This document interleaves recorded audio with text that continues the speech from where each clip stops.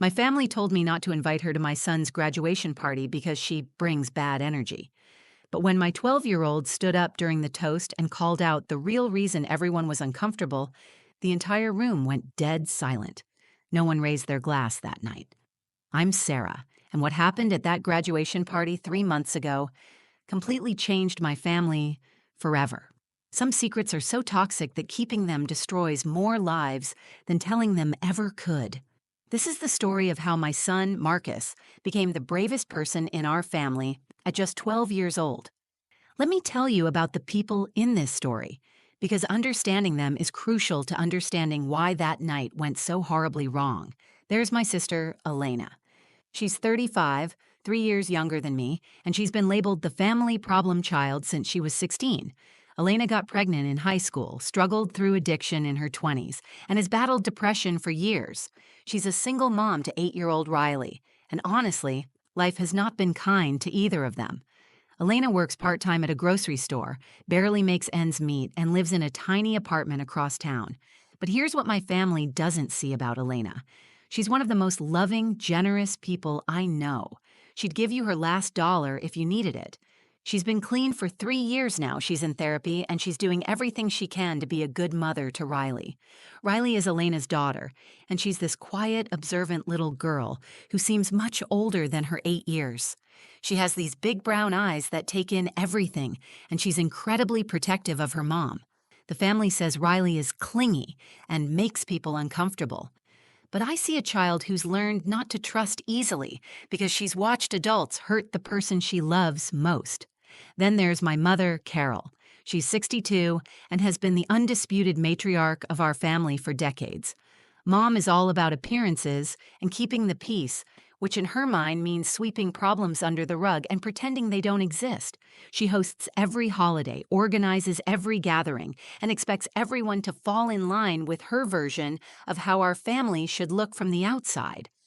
My brother David is 40, 4 years older than me, and he's always been Mom's golden child.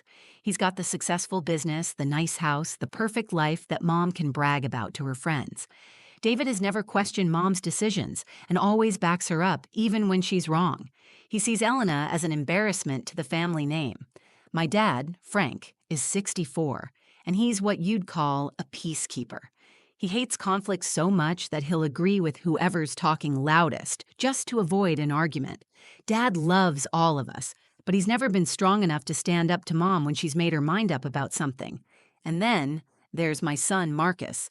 He just turned 12, and he's this incredible kid who sees the world with such clarity it sometimes takes my breath away.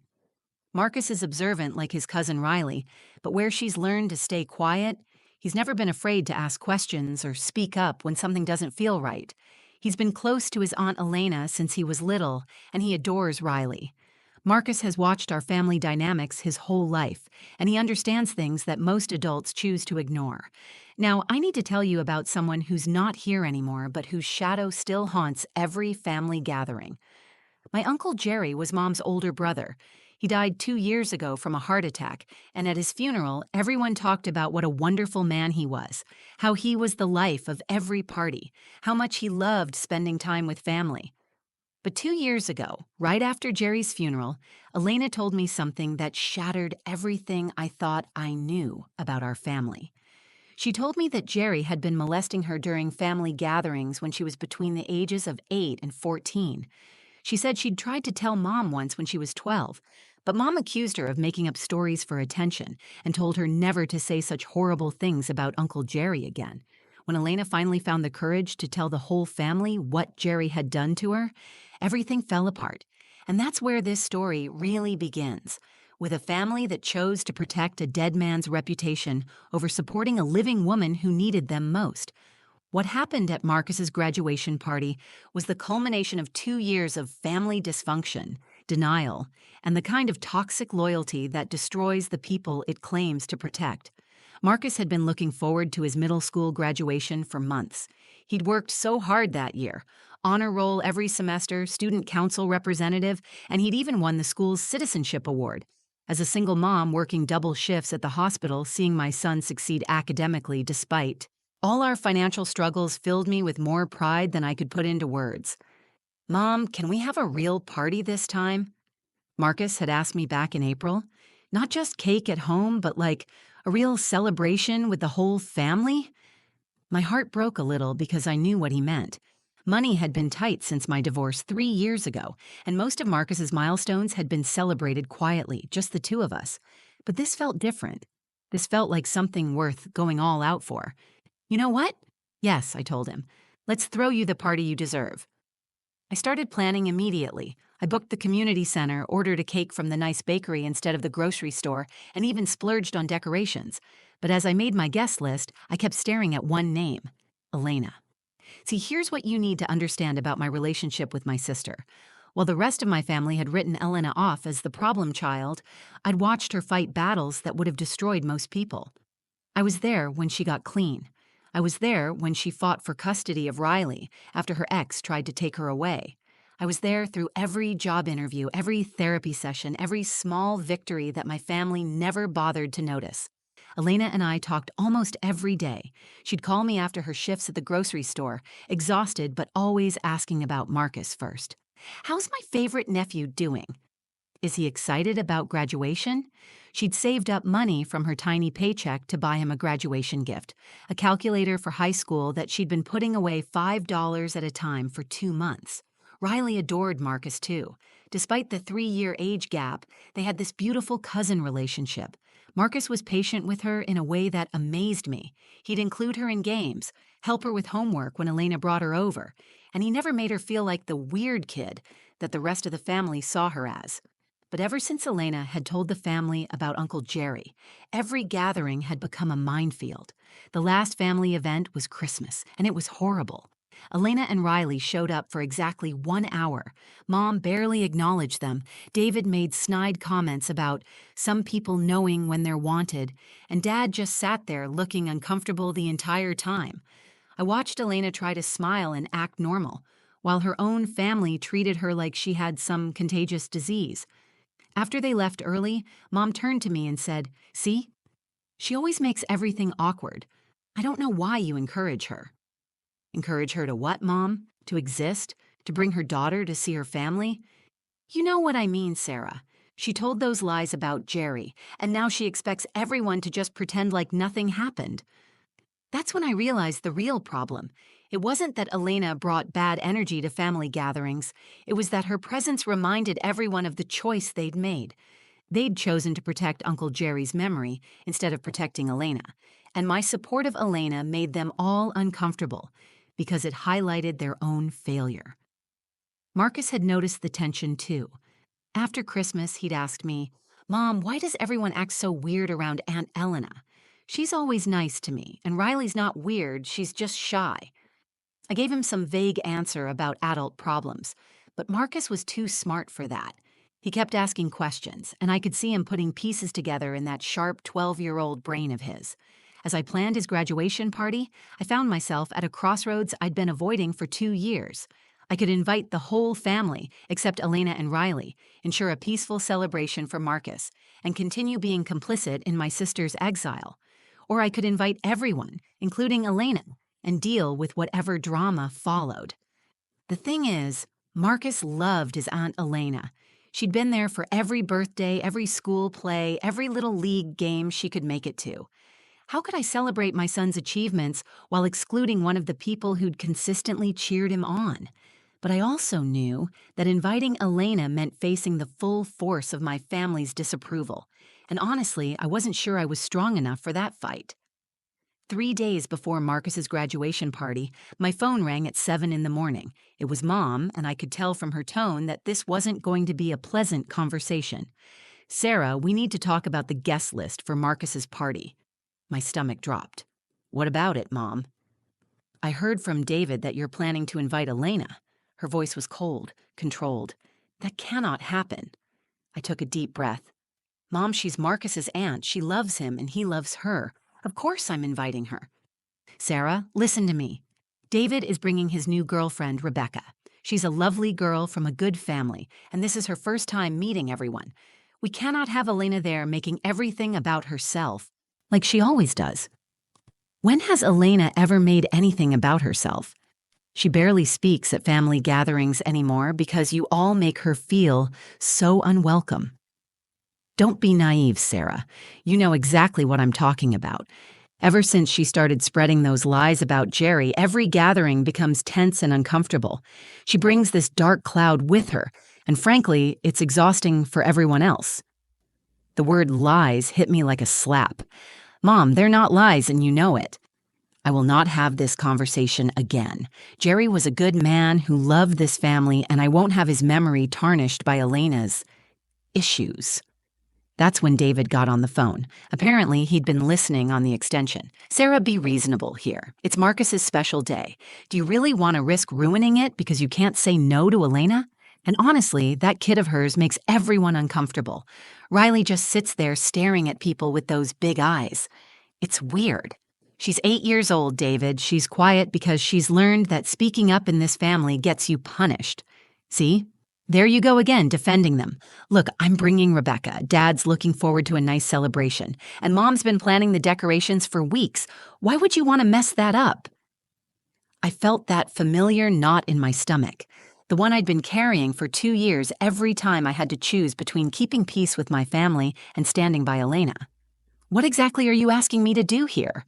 Mom's voice got sharper. I'm asking you to be considerate of the rest of your family for once. Elena can see Marcus another time.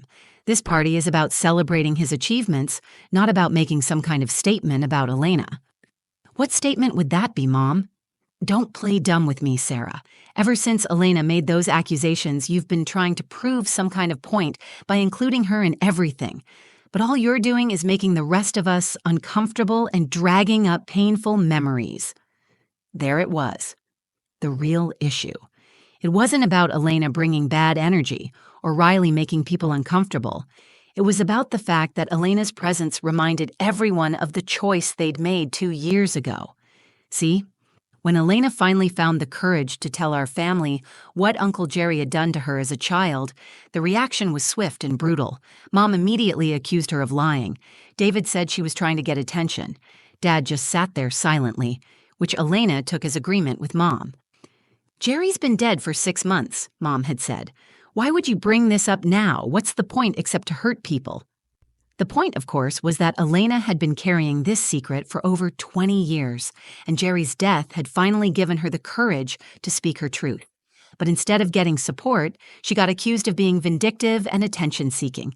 I was the only one who believed her. I was the only one who held her while she cried and told me details that no one could make up. I was the only one who went with her to therapy sessions where she worked through decades of trauma and guilt. And my family had never forgiven me for that support. So let me get this straight, I said into the phone. You want me to exclude my sister from my son's graduation party because her presence reminds you all that you chose to protect a dead man's reputation over supporting a living woman who needed you. The silence on the other end was deafening. Finally, Mom spoke. If you invite Elena to this party, Sarah, there will be consequences. Don't make us choose between you and the rest of the family. That's when I realized they weren't just asking me to exclude Elena. They were asking me to choose sides. And after 2 years of trying to maintain peace, I was finally ready to make that choice. After that phone call with Mom and David, I sat in my kitchen for 2 hours, staring at my phone. My hands were shaking. In all my 38 years, I'd never directly defied my mother like this. But I kept thinking about Elena's face at Christmas, how small she'd look trying to make conversation while everyone ignored her. Thought about Riley clinging to her mom's hand, those big brown eyes taking in every cruel glance and dismissive comment. Finally, I picked up my phone and called Elena. Hey, Sarah, everything okay? You sound upset. Elena, I need to ask you something, and I need you to be completely honest with me. Do you want to come to Marcus's graduation party? There was a long pause. Then she said quietly, Do you want me there?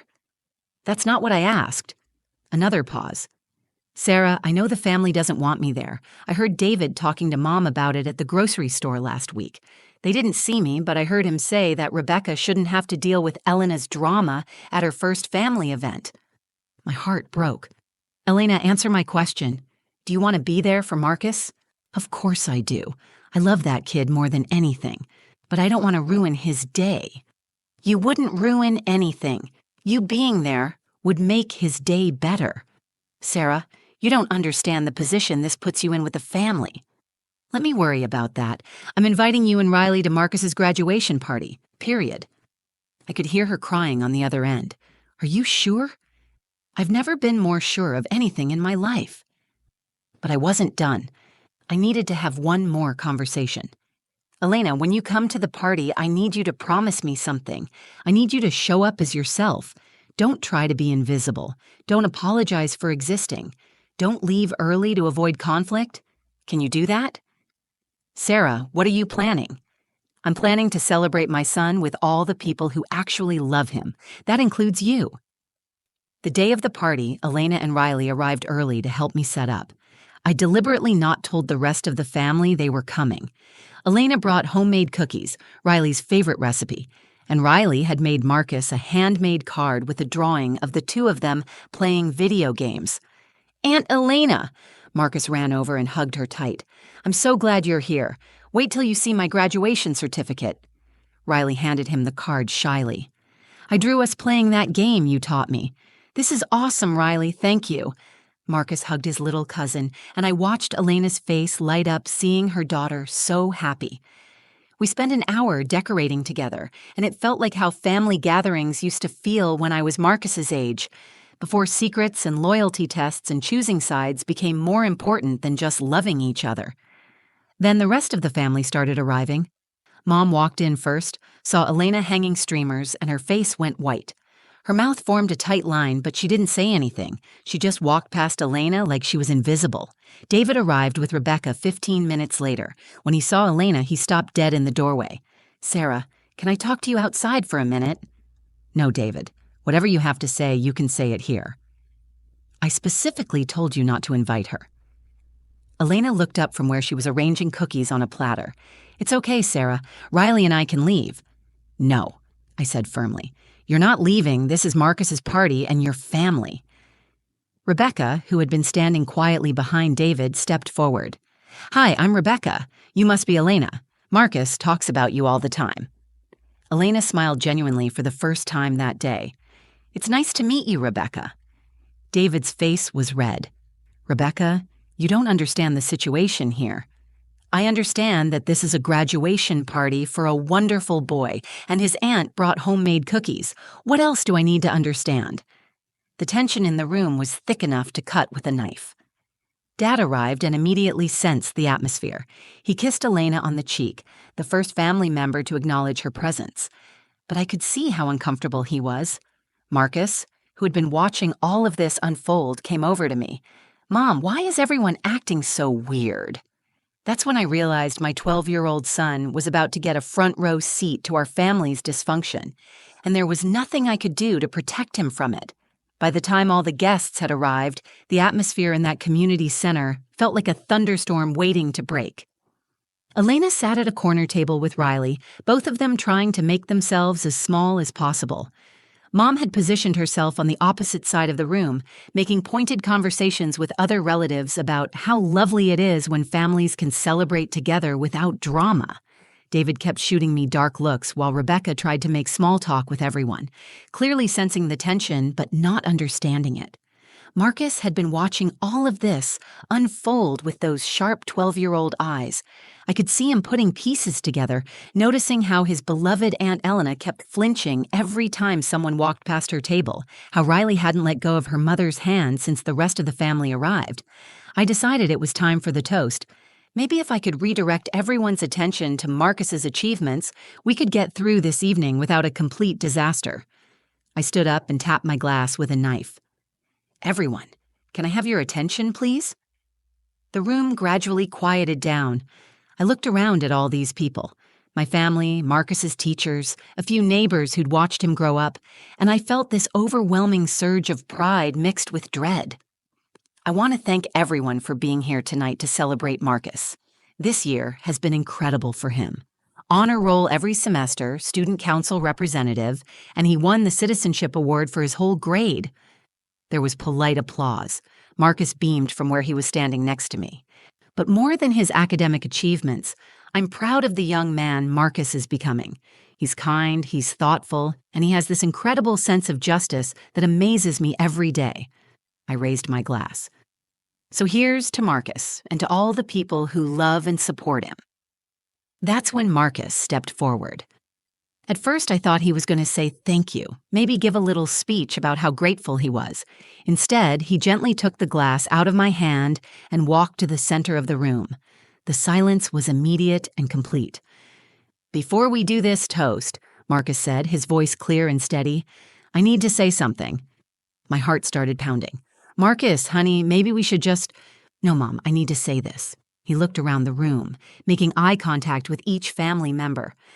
"Everyone's been acting like Aunt Elena and Riley make you uncomfortable tonight, but that's not really true, is it?" David started to stand up. "Marcus, this isn't—" "Let me finish." Marcus's voice got stronger. "You're not uncomfortable because of them. You're uncomfortable because you all know what Uncle Jerry did to Aunt Elena when she was little." The room went dead silent. I mean, you could have heard a pin drop. Mom's face went completely white. "And instead of believing her when she finally got brave enough to tell you, you decided she was lying. You chose a dead person over a living person who needed help." "Marcus," Mom's voice was shaky, "you don't understand what you're talking about." "I understand more than you think, Grandma. I understand that Riley isn't weird or clingy. She's scared because she watches how you all treat her mom. I understand that Aunt Elena doesn't bring bad energy. She brings sadness because her own family turned their backs on her." Elena was crying now, her hand over her mouth. Marcus continued, his voice never wavering.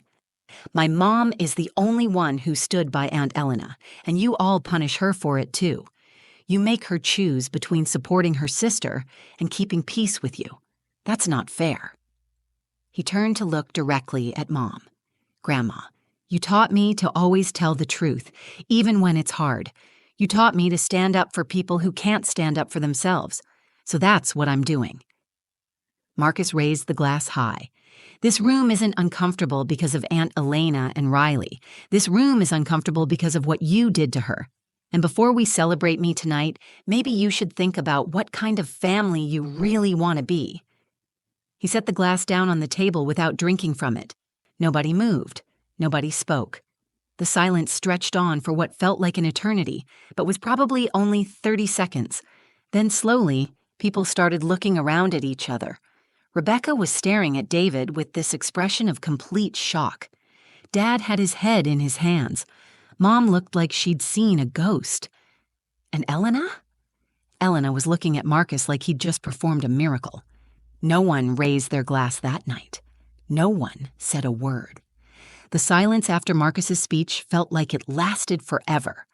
Finally, Mom stood up, her hands shaking as she reached for her purse. "I think it's time for us to go," she said, her voice barely above a whisper. She walked toward the door without looking at anyone, especially not Elena. David jumped up immediately. "Mom, wait!" He turned to Marcus with fury in his eyes. "You have no idea what you just did, young man. You have no idea how much damage—" "Stop!" My voice cut through his anger like a knife. "Don't you dare blame my son for telling the truth that you've all been too cowardly to face." David's face was red. "Sarah, you've turned him against his own family." "No, David, you did that when you chose protecting Uncle Jerry's memory over protecting Elena." Rebecca stood up slowly, her face pale. "David, is what Marcus said true? About your uncle?" David couldn't look at her. "Rebecca, it's complicated. Elena has always been—" "It's a yes or no question, David." The silence stretched on until finally Dad spoke from where he'd been sitting with his head in his hands. "Yes," he said quietly, "it's true." Rebecca stared at David for a long moment, then grabbed her purse and walked out without another word. David chased after her, leaving the rest of us in stunned silence. That's when Elena completely broke down. She was sobbing so hard she could barely breathe. I rushed over to her and she grabbed my hand. "Sarah, in 2 years, no one has ever publicly acknowledged what happened to me. They all just pretended I was lying, and I started to wonder if maybe I was crazy, if maybe I'd made it all up." Riley, who had been quiet through all of this, looked up at Marcus with these big, solemn eyes. "Thank you for believing my mom," she said simply. Marcus knelt down to Riley's level. Your mom is brave and she's good, and anyone who can't see that is stupid. Over the next few weeks, our family completely fell apart. Mom didn't speak to me for a month. When she finally called, she didn't apologize. Instead, she said, "Hope you're happy. You've destroyed this family." No, Mom. Uncle Jerry destroyed this family 20 years ago. Elena tried to heal it by telling the truth. You're the ones who chose to keep it broken. She hung up on me. But something beautiful happened too. My cousin Jennifer, who I hadn't talked to in years, called me 3 days after the party. Sarah, I was there that night. I went home and couldn't stop thinking about what Marcus said. I need you to know that I believe Elena. I always believed her, but I was too much of a coward to say anything. Over the following months, 4 more family members reached out privately, some to apologize to Elena, others to tell me they'd always suspected something about Uncle Jerry but were afraid to speak up. Elena started therapy again, but this time it was different. For the first time in her life, she wasn't carrying the burden of her trauma alone. She wasn't being gaslit by her own family into questioning her own reality. Sarah, she told me 6 months later, that night changed everything for me. Not just Marcus standing up for me, but watching you choose me over keeping peace with everyone else. I finally understood that I wasn't the problem. I wasn't broken or toxic or dramatic. I was just someone who needed her family to believe her. While David and Rebecca broke up. He tried to reconcile with her, but she told him she couldn't be with someone who would turn their back on family the way he turned his back on Elena. Mom still hosts holidays, but half the family doesn't come anymore. The perfect facade she'd worked so hard to maintain crumbled completely. As for Marcus, he never apologized for what he said that night, and I never asked him to. Instead, I told him I was proud of him for having the courage to speak truth to power, even when that power was his own family. "Mom," he said to me a few weeks later, "I learned that from watching you. You taught me that sometimes protecting someone you love means making other people uncomfortable, and that's okay." That 12-year-old boy taught our entire family what real integrity looks like. Sometimes the bravest thing you can do is refuse to keep someone else's secret when that secret is destroying the people you love. The truth doesn't always set you free, but it always shows you who's really in your corner, and sometimes that's exactly what you need to know. That graduation party happened 3 months ago, and I still think about Marcus's words every single day. This room isn't uncomfortable because of them.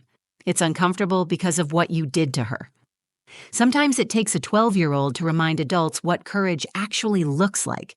If this story resonated with you, if you've ever been in a situation where you had to choose between keeping peace and standing up for what's right, I want to hear from you in the comments below. Have you ever had to make a choice like this? Have you ever been the Elena in your family, or the Sarah, or maybe even the Marcus? Your stories matter, and sharing them helps others feel less alone in their own difficult family situations. If you found value in this story, please hit that like button. It really helps me reach more people who might need to hear these kinds of real-life experiences. And if you want to hear more stories about family, courage, and those moments that change everything, make sure to subscribe and hit the notification bell so you never miss a new video. Share this video with someone who might need to hear Marcus's message today. Sometimes we all need a reminder that choosing truth over comfort is the bravest thing we can do. Thank you for listening to my family's story. I'll see you in the next video.